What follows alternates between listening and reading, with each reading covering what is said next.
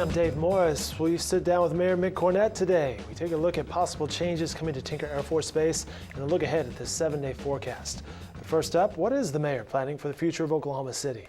Mayor Mick Cornett won his fourth term in office Tuesday night, securing about 66% of the vote. The Oklahoman's Bill Crum and News OK's Tim Money spoke to Cornett today following his election victory.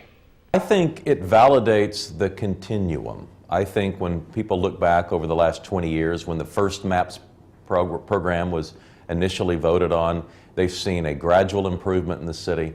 They like the direction the city is headed, and they want to see more of it. And I think to a certain extent, that's at least part of what the voters were trying to say.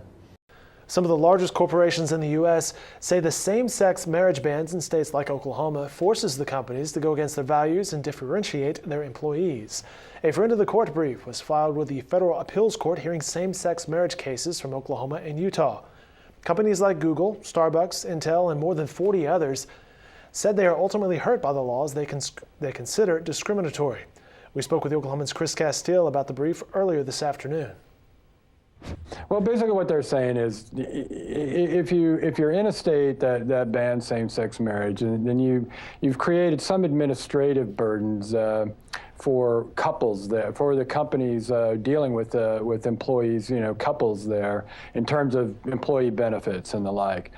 But they're also saying that, if we're going to be based in a state, that has this ban that we consider discriminatory, that's the company's saying, then we may have trouble attracting the kind of people we want to work at our companies because they won't want to live in these states. So that was a Skype interview with Chris Castile earlier today. He's a busy man. He's also working on a story about changes coming to Tinker. There are plans to expand the number of refueling planes and spend about $90 million on building more maintenance depot space. All right, turning to business news, who's responsible for inspecting those retail CNG pumps? It's a question being considered by the Corporation Commission.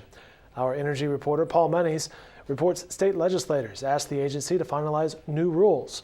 Currently, inspections are scattered among several agencies. Well, yesterday brought a conclusion to Mardi Gras, which means today was the official start of Lent. One Oklahoma City church offered the community a different spin on the traditional Ash Wednesday service, one where you didn't even have to leave your car. They called it the Ash and Dash. There's a lot of people who, as we found out earlier this morning, they're on their way to work and they don't have an opportunity to go to a church service. We find out that there's a lot of, working people as far as moms who, they're there at home with their kids, and other people, as we just had a person who was, as we would call, had a disability, and so it would be difficult for them to get out of their cars or to make it to a church, and so this really makes it convenient for them. During Ash Wednesday services, a clergy leader places ashes on the forehead of congregants in the sign of the cross. It's a symbolic way to begin Lent, which is a time for reflection and repentance in preparation for the celebration of Easter.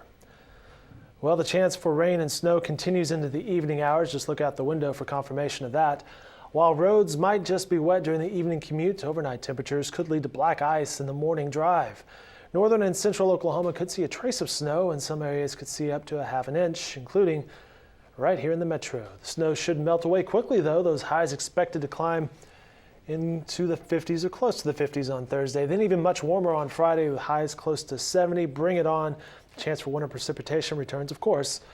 It's always right around the corner, it seems, this season on Saturday. That'll do it for this edition of The Play. These stories and more, including that full-length video interview with Mayor Mick Cornett, online at newsok.com and in upcoming editions of The Oklahoman. Have a great night, everyone.